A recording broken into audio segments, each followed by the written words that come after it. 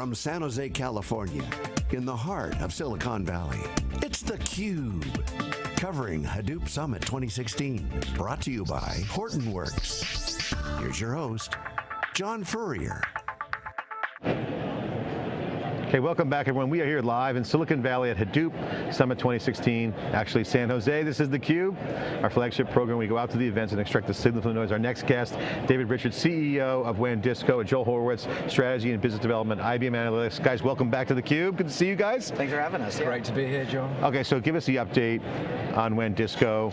What's the relationship with IBM and WANdisco? Because, you know, I can just almost see it, but I'm not going to predict. Just tell us. Okay, so I think the last time we were on theCUBE, I was here with Ritika, who works very closely with Joe. We began to talk about how a partnership was evolving. And of course, we were negotiating an OEM deal back then, so we really couldn't talk about it very much. But this week, I'm delighted to say that we announced, I think it's called IBM Big Replicate? Big Replicate, yeah. We have a big everything, and Replicate's the latest edition. So it's going really well. It's OEM'd into IBM's analytics, big data products, and cloud products.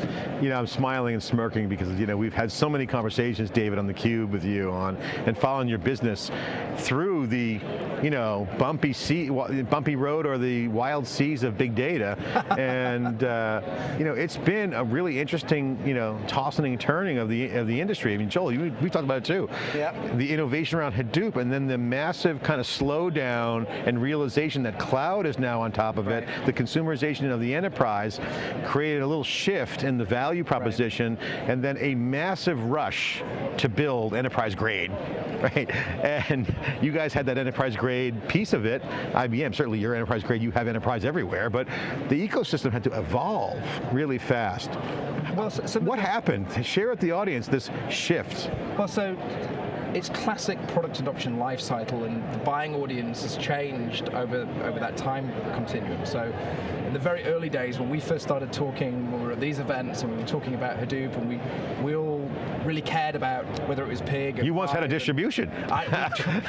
Going back, that's a throwback. Tomorrow's Thursday, we'll do that tomorrow. And the buying audience has changed, and consequently the companies involved in the ecosystem have changed. So where we once used to really care about all of those different components, we don't really care about the machinations below the application layer anymore. Some people do, yes, but by and large we don't, and that's why cloud, for example, is so successful, because cloud is just, you press a button and it's there. And that, I think, is where the market is going to very, very, very quickly. So it makes perfect sense for a company like WANdisco, who've got 20, 30, 40, 50 salespeople, to move to a company like IBM that have 4,000 or 5,000 people selling their analytics products. Yeah, and so this is an OEM deal. Let's just get the news on the table. So you're on an OEM, IBM's an OEM, their product, and branded IBM. Yeah. Big replication. Yeah, it's part of our Big Insights portfolio. We've done a great job at growing this product line over the last few years. With last year, talking about how we decoupled all the value adds from the core distribution.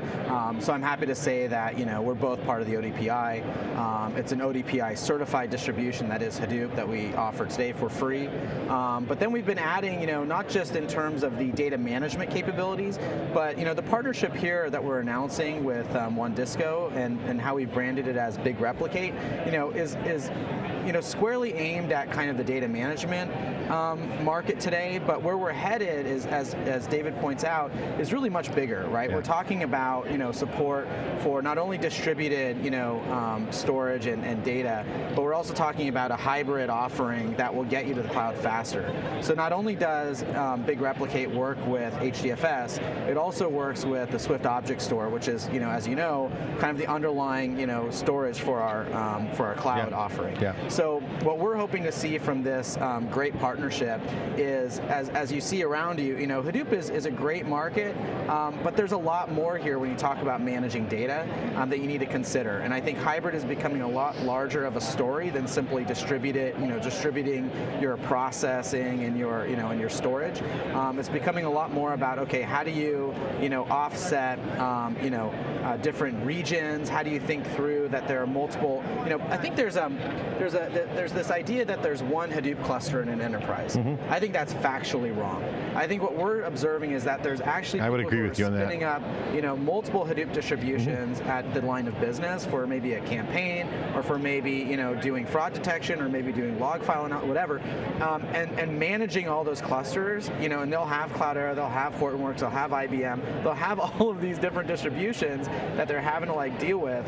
And what we're offering is sanity, right? It's like, give me sanity for how I can actually replicate that data. I love the name, Big Replicate. Fantastic. No, big insights, Big Replicate.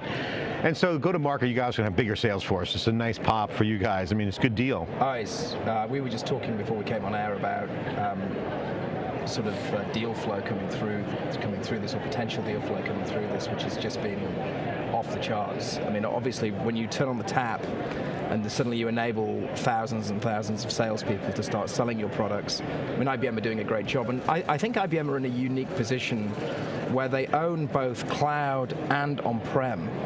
Right, there are very few companies that own both the on-prem. Well, they're going to need to have that connection for the companies that are going hybrid. So hybrid cloud becomes interesting right now. Well, actually, it's. I mean, there's a theory that says, okay, so, and we were just discussing this. The value of data lies in analytics, not in the data itself. It lies in you being able to pull out information from that data.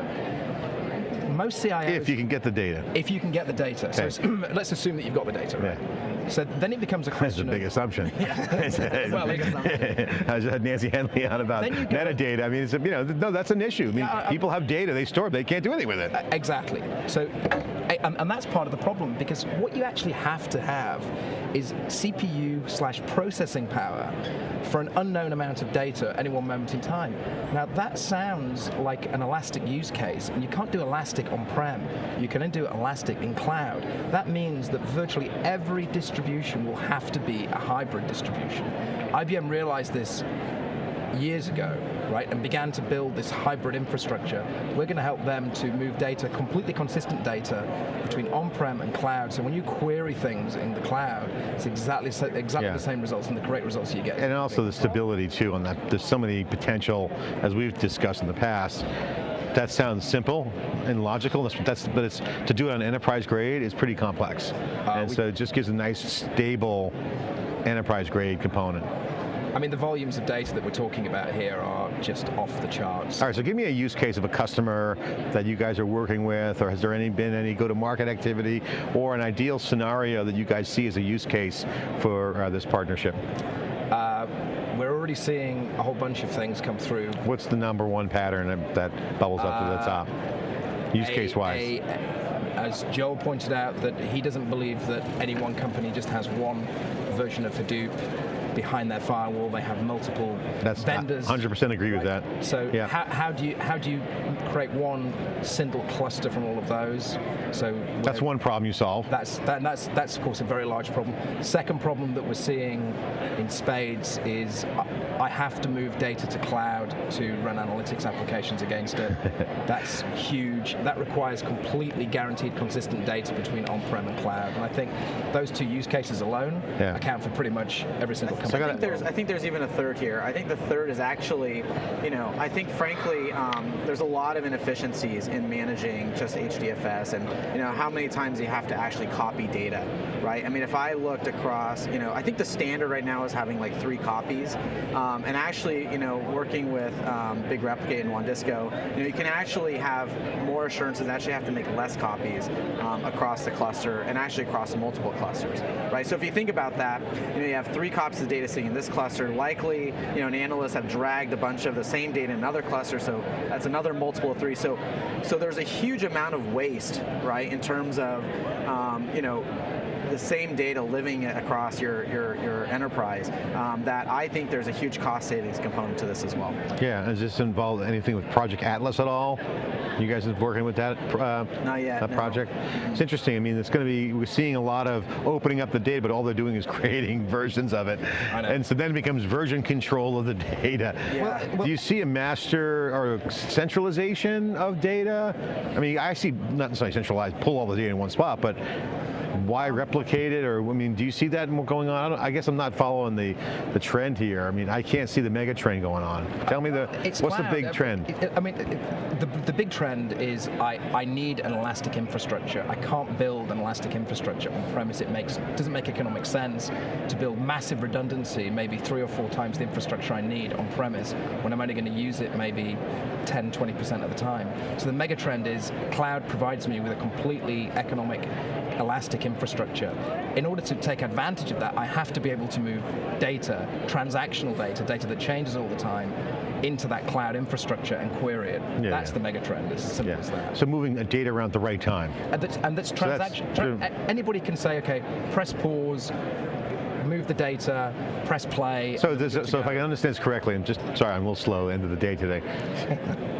So instead of staging the data, you're moving data via the analytics engines. Is that what you're getting at? Data at use, data that's being transformed. I think you're accessing data differently. So I think today with Hadoop, you're accessing it maybe through like Flume or through Uzi, where you're building all these data pipelines that you have to manage. And I think that's obnoxious. I think really what you want is to use something like Apache Spark.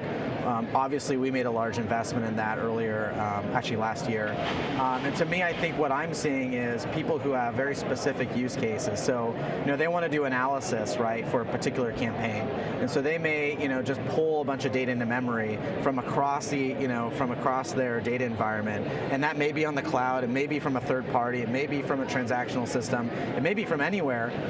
And that may be done in Hadoop, it may not, frankly. Yeah, this is a great point. And again, one of the themes in the show is that it comes down, this is a question that's kind of been talked about in the hallways, and I'd love to get your thoughts on this, is there are some people saying that there's really no traction for Hadoop in the cloud, and that customers are saying, it's not about just Hadoop in the cloud. I'm going to put it in S3 or Object Store. You're right. I think. Yeah, I'm right. As in what? Every single. There's no traction for Hadoop in the cloud, or? Well, I'll tell you what customers tell us. So, customers look at what they actually need from storage, right, and they compare whatever it is, Hadoop or any on-premise proprietary storage array, and then look at what S3 and Swift and so on offer to them. And if you do a side-by-side comparison, there isn't really a difference between those two things, right? So I would argue that it's a fact that functionally, storage in cloud gives you all the functionality that any customer would need, and therefore the relevance of Hadoop in cloud probably isn't there. I would add to that. So it really depends on how you define Hadoop. So if you define Hadoop by the storage layer, then I would say for sure, like HDFS versus an object store, that's going to be a difficult one to find some sort of benefit there. But if you look at Hadoop, like I was talking to my friend Blake from Netflix, and I was asking him, so I hear you guys are kind of like replatforming on Spark now, and he was basically telling me like, well, sort of. I mean, they've invested a lot in Pig, right, in Hive, and so if you think it now about Hadoop as this broader ecosystem, which you brought up Atlas, we talk about Ranger and Knox and all this stuff that keeps coming out. There's a lot of people who are still invested in the peripheral ecosystem, around Hadoop as that central point. I mean, my argument would be that I think there's still going to be a place for, distributed computing kind of projects. And now whether those will continue to interface through Yarn via and then down to HDFS, or whether that'll be Yarn on, say, an object store or something, and those projects will persist on their own. To me, that's kind of more of how I think about, the larger kind of discussion around Hadoop. I think people have made a lot of investments in terms of that ecosystem around Hadoop, and that's something that they're going to have to think through. And Hadoop wasn't really designed for cloud. It was designed for commodity servers deployment with ease and at low cost. It wasn't designed for cloud-based applications. Storage in cloud was designed for storage in cloud, right? That's what S3, that's what Swift and so on were designed specifically to do. And they fulfill most of those functions. But Joel's right, they will come. Well, what's my whole argument? My whole argument is that why would you want to use Hadoop in the cloud when you can just do that? Correct. There's object store out, there's plenty of great storage opportunities in the cloud. So they almost say shoehorning Hadoop, and I think that's, anyway. There are two classes of customers, right? There are customers that were born in the cloud, and they're not going to suddenly say, oh, you know what, we need to build our own server infrastructure architecture behind our own firewall because they were born in the cloud. All right, so I'm going to ask you guys this question. You can choose to answer it or not. Joel may not want to answer it because he's from IBM and gets his wrist slapped. Hadoop ecosystem, this is a question I got on DM. Hadoop ecosystem consolidation question. Yeah. So there's mailing in the question. People are mailing in the questions now. Keep sending me your questions. If you don't want your name on it. Hold on, Hadoop system ecosystem. When will this start to happen? What is holding back the M&A?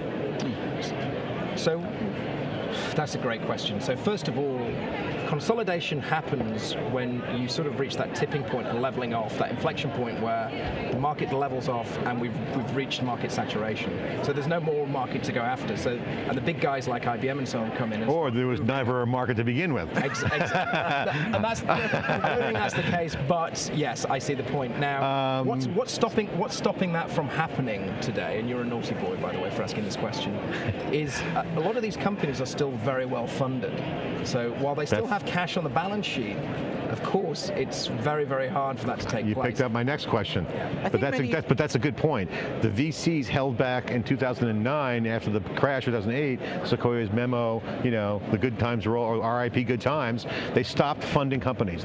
Companies are getting funded, continually getting funding. So I don't think you can look at this market as like an isolated market. Like there's the Hadoop market, and then there's a Spark market, and then even there's like an AI or cognitive market. I actually think this is all the same market, right? Machine learning would not be possible if you didn't have Hadoop, right? I wouldn't say it. It wouldn't have a resurgence that it has had, right? Mahout was like one of the first kind of machine learning languages that caught fire, right, from Ted Dunning and others, and that kind of brought it back to life, right? And then Spark, I mean, if you talk to I wouldn't say created, I'd say incubated, right? And created that renaissance-like experience. I mean, deep learning, some of the best machine learning algorithms, right, require you to have a distributed kind of framework to work in. And so I would argue that it's less of a consolidation, but it's more of an evolution of people going, okay, there's distributed computing. Do I need to do that on-premise in this Hadoop ecosystem, or can I do that in the cloud, in a growing Spark ecosystem? But I would argue there's other things. I would agree with you. I love both areas. And to my snarky comment, there was never a market to begin with. What I'm saying there is that the monetization of commanding the hill that everyone was fighting for was just one of many hills in a bigger field of hills, and so you could be in a cul-de-sac of being your own champion of no paying customers, or a free open source product. Unlike the dot-com era where most of those companies were in the public markets and you could actually see proper valuations, most of the companies, the unicorns now, most are not public. So the valuations are really difficult to, the valuation metrics are hard to come by. There are only few of those companies that are in the public market. Well, the cash story is right on, I think, to Joel's point. It's easy to pivot in a market that's big and growing. Just because you're in the wrong corner of the market, pivoting or vectoring into the value is easier now than it was 10 years ago because, one, if you have a unicorn situation, you have cash in the bank, so they have a good flush cash, your runway's so far out, you can still do your thing. If you're a startup, you can get time to value pretty quickly with the cloud. So again, I still think it's very healthy. In my opinion, I kind of think you guys have good analysis on that point. I think we're going to see some really cool stuff happen working together, and especially from what I'm seeing at IBM, in the fact that IT, in the IT crowd, I mean, there is a behavioral change that's happening that Hadoop opened the door to, that we're starting to see more and more IT professionals walk through. In the sense that Hadoop has opened the door to not thinking of data as a liability, but actually thinking about data differently as an asset. And I think this is where this market does have an opportunity to continue to grow, as long as we don't get carried away with trying to solve all of the old problems that we solved for on-premise data management. Like if we do that, then we're just the metadata is the key. Metadata is a huge issue. Exactly. I think that's going to be a big deal. And on the M&A, my feeling on the M&A is that you got to buy something of value, so you have revenue, which means customers, and or intellectual property. So in a market of open source, it comes back down to the valuation question. If you're IBM or Oracle or HP, I mean, they can pivot too, and they can be agile. Now slower agile, but they can literally throw some engineers at it. So if there's no customers in IP, they can replicate that product. So and we're seeing they don't know what they're buying. My whole point is, if there's nothing to buy, I mean, I think it depends on, ultimately it depends on where we see, people deriving value. And clearly in WANdisco, there's a huge amount of value that, we're seeing our customers derive. So I think it comes down to that. And there is a lot of IP there, and there's a lot of IP in a lot of these companies. I think it's just a matter of, widening their view. And I think WANdisco is probably the earliest to do this, frankly, was to recognize that for them to, to succeed, it couldn't just be about Hadoop. It actually had to expand to talk about cloud and talk about other data environments, right? Well, congratulations on the OEM deal, IBM. Great name, Big Replicate. Love Thanks. it. Yeah. Fantastic name. We're excited. It's a great product, and we've been following you guys for a long time, David. Great product, great energy. So I'm sure there's going to be a lot more deals coming on here. Good strategy, is OEM strategy thing, huh? Oh yeah. Reduce the sales costs. Gives us tremendous operational leverage. I mean, getting 4,000. Get a great partner in IBM. They know the enterprise. Great stuff. This is theCUBE, bringing all the action here at Hadoop. IBM OEM deal with WANdisco, all happening right here in theCUBE. With more live coverage after this short break.